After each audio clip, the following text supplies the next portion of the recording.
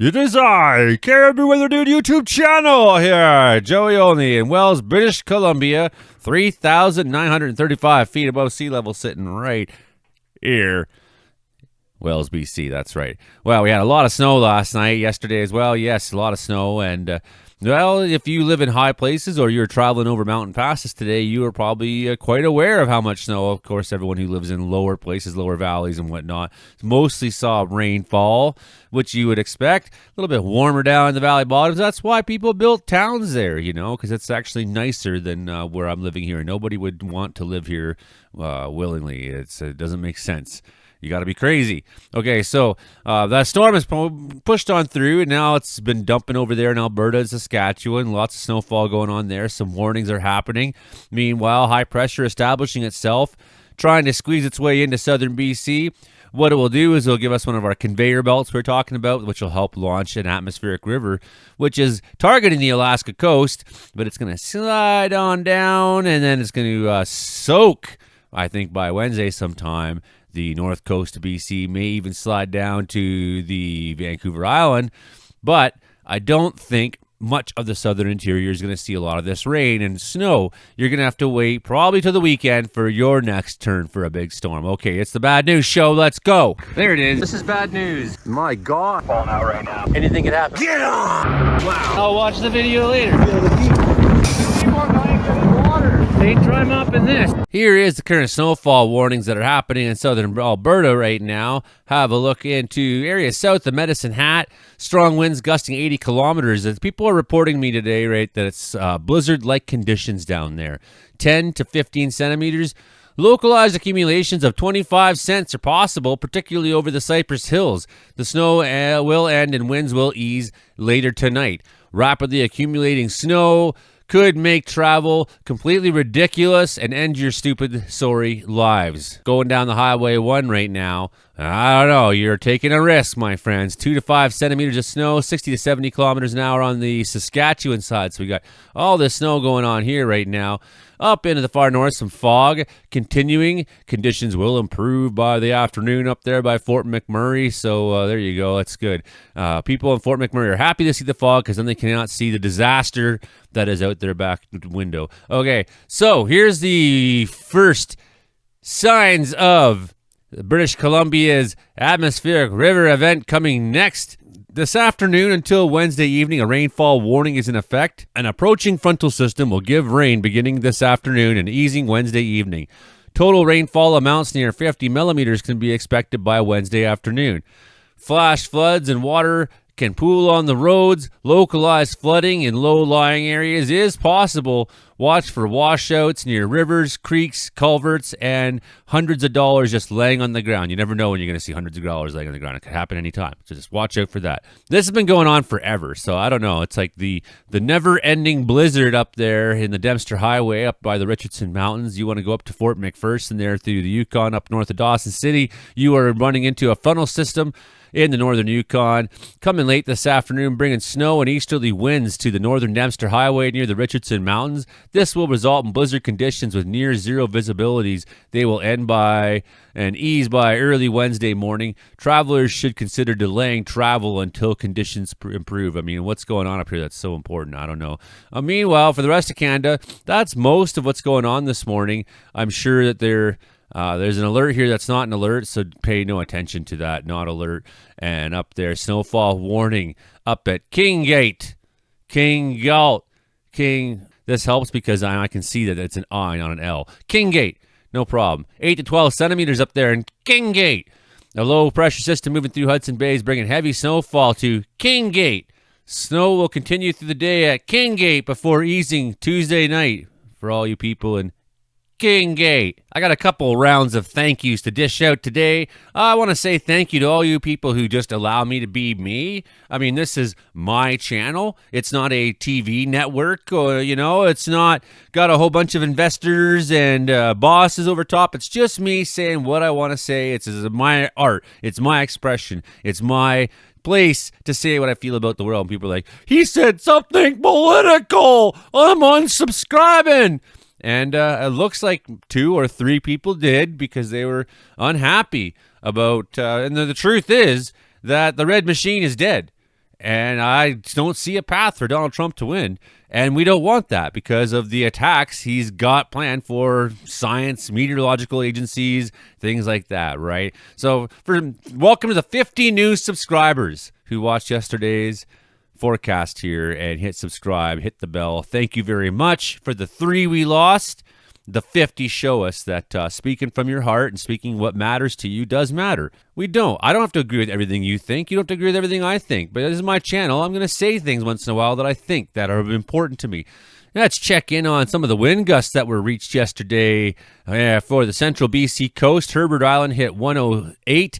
Bella Bella 96. Sandspit 91. Cathedral Point 90. Kumshiwa Island, interesting name. Pine Island Lighthouse and Egg Island Lighthouse all hit 80s.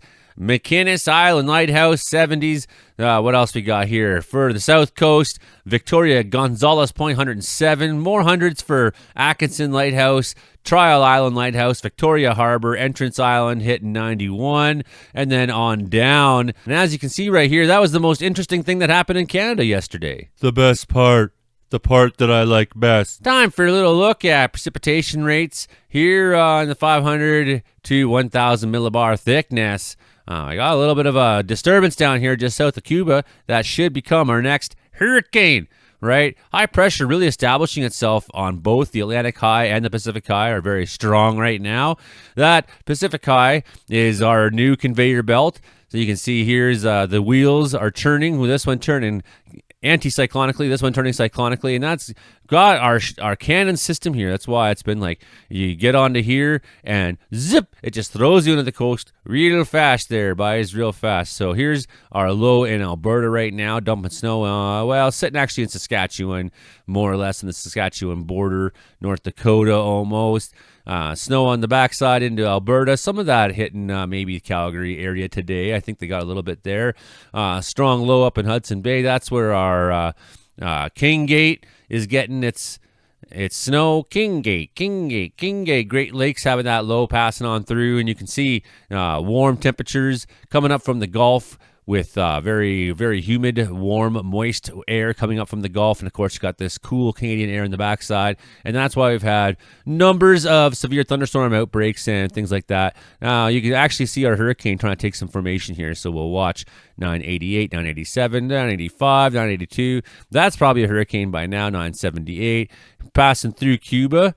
Because the storm hopefully won't have developed that much by then, and maybe that'll disrupt its flow for a little bit and weaken it enough that as it may still have time to become a major hurricane. It's across the Gulf, but maybe that weakening will buy some time or buy some space. Here's our conveyor system now. You can see it's hitting into the Alaska Panhandle. Alaska Panhandle getting hammered real hard there this week, and you can see that's what you call atmospheric river, long tail in behind this comma shape here. And next storm coming in already. Mid-coast hitting there even in through Thursday, taking some of that. It will sort of slide down and make its way a little way down Vancouver Island side, but what will happen as it does that is it's weakening out. So the new low establishing itself, becoming very strong up there, just sitting at a Gulf of Alaska upper level low sitting there.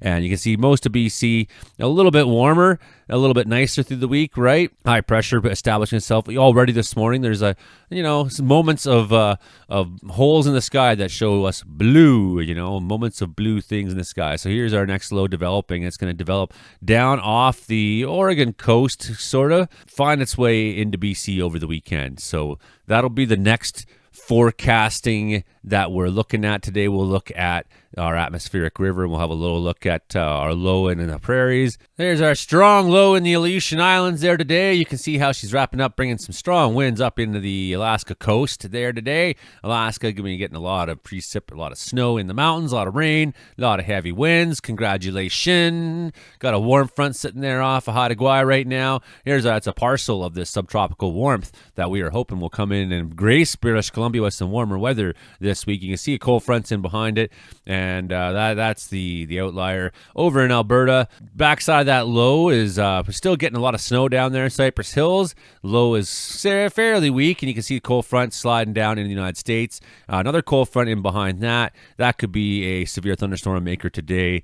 So that's the areas we want to watch out for tornadoes. That would be through Arkansas, Missouri, and places like that. Here we got a stationary front passing up through the Great Lakes, sitting over, kind of going through the Sioux. The stationary front logo, so what's going on here is warm air wants to move north, cold air wants to move south, but neither can move. So that's producing some cloud up through the Great Lakes, up through Sudbury, probably seeing cloud up there as well, up through North Bay cloud. You go over the Ottawa Valley, I would expect there'd be a fair bit of cloud, maybe some precip going on there, though nothing too crazy. Warm front making its way into Newfoundland right now, but we got the strong low spinning around up there.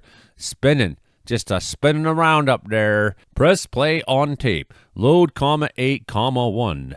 Who remembers that? So we're looking through. I'm just going to give a little bit of a week. And here's our crazy looking tap of precip coming through. So Haida Gwaii looks like Thursday morning for sure. You'll have seen it by then.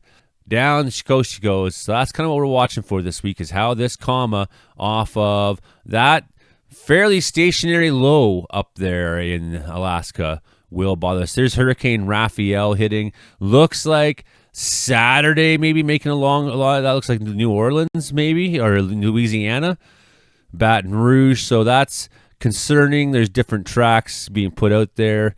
It looks like even mobile, New Orleans mobile. So that's really concerning. That's the first time I've really seen a track for where that hurricane could go. I've not been paying too much attention. I'm aware that it exists. But, the thing is, it's like, that's not my storm. That Monday. So here's our next stories that we're looking at is the weekend and beyond into BC. Where is all this water coming from? Look at it all. Look at that crazy Gulf flow. It's always so cool, right? And you got that cold air coming down from Canada. They always blame us for it. And then you got the warm air coming up. That looks like a hurricane, a highway for hurricanes going on there. Precipitate water into the coast. Bam, in the next 36 hours or so, should be landing up there. Heavy precipitation. Lots of water to work with out there. Lots of water. Why is there so much water? Because of all this liquid that's turning into a gas. Why is it turning into a gas? Well, it's because warm air, sun, heat, energy, right? Look at this. Climate change in a nutshell. More solar heat makes for more evaporation. We have warmer waters out in the North Pacific right now than is what we would want. So that's giving us more precipitation earlier in the fall than maybe we might normally see. These aren't alarming patterns necessarily. Yeah, BC gets a lot of this kind of crap. Always has, probably always will. That's not the point. If I was a jet stream, I would do exactly what this guy's doing. Look at it over there. Oh, wow. So this upper level low that's going to break off into the States, what I just saw, and this really makes sense because that hurricane was going to want to chase that low. In fact, during Helene, we saw that where an upper level low sitting up in Appalachia made our hurricane go and tilt right into it because of the Fujiwara effect. There's that word again, friends. Little Fujiwara interaction possibly coming there as this hurricane Rafael could be a thing. We'll see. We'll see what happens with that hurricane still. Oh, that doesn't look nice. That looks like there's some cold air coming to Western Canada. So after all this nastiness that we've been going through, maybe keep an eye out for your thermometers dropping next week, because when this storm is going to warp our jet stream to the south, and that's going to leave us sitting on the Arctic side of the polar front, the polar jet stream. And even right now, you can see how that temperature is sliding on down coming in the United States. You can see -3 even there at Yampa Valley Airport. So Colorado, places like that, seeing some still below zero weather. And that goes right up into the prairies where there's lots of the snow going on right now. How much snow, Joe? Ha ha ha ha ha ha. Funny you should ask, Stephen. I think that's how people act on normal weather shows. They're like, oh ho ho ho ho, oh ho ho ho ho, laughing at things that are like really the worst dad jokes. Snow coming down near Medicine Hat Highway 1, Trans-Canada Highway through Saskatchewan, Alberta border, Maple Creek, Saskatchewan, getting a strong band of snow right now.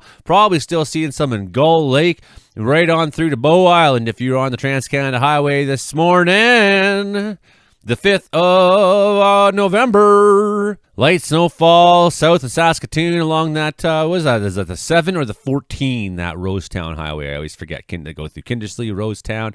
Could be rain in the south part of the province. And in the Calgary area, there's some flurries happening. And our last look through the animation, going to run through this. Here's our high pressure steering everything up to the Great Lakes. Got this contact point here. There's all these thunderstorms. You got Hurricane Rafael going on high on the North Pacific side. Tuesday, we see our atmospheric river slamming up into the Alaska Panhandle. We're seeing up in the mountains. A little bit of that spilling into northern BC. Not that much. Strong winds there hitting into Haida Gwaii this afternoon.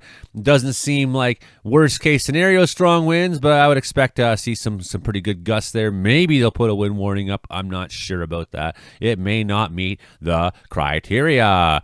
Our storm out there on the Saskatchewan side was trying to slide its way south down in the United States, so that's good news that it's not going to make its way really into Manitoba. It's going to take a dive down there. That high pressure establishing itself, and you can really see how southern BC is not going to see much of this weather, especially in the interior, I should say, right? Wednesday by 4 a.m., somewhere near Haida Gwaii, this is still hitting more or less targeting directly at the Alaska Panhandle, but I don't think that'll last that long. Could see some freezing rain inland in northern BC. A lot of just dirt roads up there, terrible stuff to drive on. Northern BC, so you're going to get a large dump of snow along that Yukon border, may even sneak in. Maybe Whitehorse gets a little bit of that. See that atmospheric river now pounding. Stronger winds into Haida Gwaii. Stronger snow signals into northern BC. Could see some rain on the south end of that where you get the freezing contact point. Certainly near the mountains, that subtropical flow brings the temperature up a little bit this week. You can see the long ribbon of precipitation, so that's definitely atmospheric river. It's going to sit in the BC coast probably 24 hours in this general area, so I think it will meet the criteria for a proper atmospheric river event. I mean, that is what it is doing. That's its shape right now, but is it going to do atmospheric river things? Well, it looks like it to me. So we got that strong precip signal coming down near Terrace, north of Surf Inlet. These are all areas you're going to see some really, really blasting rain totals and wind totals. So by the time you're in a Thursday morning overnight, you can see how that subtropical flow has really warmed up BC, because all this precipitation going on is falling as rain until you're in the very far northern tip of it, right, where that coldest air is rubbing up against this warmer parcel of air that's coming up. And look at the shape and length of our atmospheric river. So that's a pretty solid one, man. That's definitely solid. We'll see exactly how bad she gets, but I would expect that we're going to see some rainfall warnings, wind warnings, and things like that on the coast again. Like I was saying, that high pressure is mostly protecting BC, right? So Alberta, Saskatchewan, nice dry week for you ahead. For us here, it's this atmospheric river event that's going to be slamming into the coast. That'll be the story to talk about, because for me here in the interior, I think we're going to have a bunch of fairly nice days. So looking forward to that. And we're going to watch how our new storm starts to develop and pounds into the coast in time for the weekend. So that's what we're watching for. We got large rainfall totals, chance for some pretty strong winds to go on up there. We have a new storm coming on in, so we're going to be back into our weekend storm setup, and I think it's this guy here. That should be a little bit of a snowmaker for the interior BC, a little bit of a weather maker, a little bit of a story, right? And it's being dragged along here. So two storms trying their best to be one up there, and we'll see how they dance around each other because of that Fujiwara interaction when two storms come together. We'll see how much they circle around each other in doing so, how much that causes there to be an awkward kind of motion here that maybe makes this thing stall out a little longer. It's sure taking its time here on the animation. So there we go, Friday, 5 in the afternoon. That's probably a good bet for when this storm will start making its way in, and that'll be rain in the south, stronger chance of snow in the north. Definitely more of a rain impact. Maybe this model seems to think there could be some lightning strikes even up there. Heavy precip totals, 26 millimeters over the course of 3 hours. That's incredible. So this is the next storm to watch out for. This is what our next forecast will be all about, is what happens here. I'm not convinced that we have a big event in the interior, but we may see effects, lingering effects and whatnot from this all the same. And then we have our next one almost immediately on tap in behind that, as now that they've joined together, this main one's dominant. It's pulling the common tail. It's again slamming up into that strait between Haida Gwaii and the shore. Strong winds up there, so we'll be watching, and maybe this will be more of a snowfall event. Temperatures will come down a little bit by next weekend, I think, sometime, right? I always talk too much. I got a problem with talking too much. Part of it's that I'm kind of a lonely guy. I mean, I'm sober. I don't go out. I don't do anything. I haven't dated anybody in years. The kids aren't here except for the weekends, and it's and it snowed a lot out, and it's stop dinging me, phone. I'm trying to make a video. And, I'm not even that friendly most of the time. So it's like people come by to visit and I'm like, hi, awkward. That's not true, actually. I've had a lot of great visitors over the year. Be like, I saw you on YouTube. I just thought I'd stop by and say hi. Or, it's like, that's kind of weird. But when you live in a small town like this and you don't see that many people, it's great. Anyways, thanks for all the support. Especially thank you to Daryl. Yesterday gave a little bit of a donation to the channel. Really appreciate that. And he's down in Sorrento. So I'm just going to give a last word on things in Sorrento this week to shout out Daryl. And for anybody out there who would like to be a part of this channel, subscribe, hit like, share, subscribe, and tell a friend. We would really much appreciate that. Trying to make this be more of a thing that I'm doing here. So we're going to have a quick look at Sorrento just to put it in perspective for the week there for our new friend. Sorrento, you may get above 3 degrees today. Looks like by the evening time, you'll probably be back down below 0. Have a look on Wednesday afternoon, maybe jumping up a little bit high to 5 or 6 degrees this week. And Daryl, you're probably going to see even warmer on Thursday. That warm-up is coming. It will probably be a little nicer even in the north than in the south, just by how the subtropical flow is establishing itself. So maybe some warmer temperatures up there. But for you in Sorrento, you got a bunch of fairly nice days ahead and sitting, between 0 and 5, 6 degrees, I think, mostly for the next bunch of days there, Daryl. So that could be you, too. You can help sponsor this channel. And I'm looking for anybody who's looking for advertising. We haven't had a proper sponsor now since October 15th when our last sponsorship deal there ran out, and that was great. We got some segment sponsors like Moose Island Foods here in Wells, BC. We didn't look at the Wells weather station today. Anyways, I've been talking too long. That's it. I'm out of here. I can't take it anymore. Why am I so long-winded, gas bag talking anyways, America? Please make the right fucking decision today. My God, how stupid can a country be? Look at how... I might lose 2 more subscribers if I talk about it, though. Fuck! Okay, bye.